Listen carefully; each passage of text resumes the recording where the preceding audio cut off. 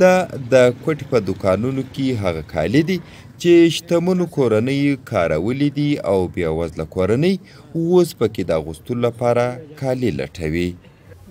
دا مخکې کال کې لیشه ارزانه و، په دا کال کې ډېر مهنګایي دی.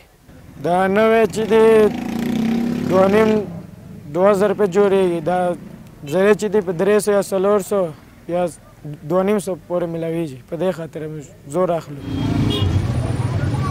د دې کالیو کاروباریان وایي چې د زیاتې ګرانۍ له کبله چې ډېری خلک د نویو کالیو رانیولو توان نه لري، نو بیا د دې دوکانونو مخه کوي.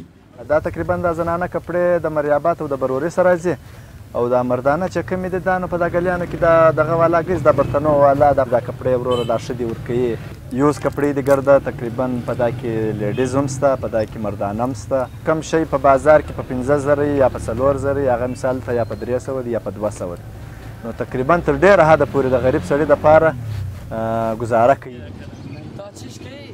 نړیوال بانک وایي چې پاکستان کې پرله پسې د 11 میاشتو څخه د خوراکي توکو نرخونه لوړ روان دي او د زیاتې ګرانۍ له کبله ولس د نورو شیانو خریداري قوت کې 38% کمي ریکارډ کړل سوې ده. صمد شبنم، مشال ریډیو، کوټه.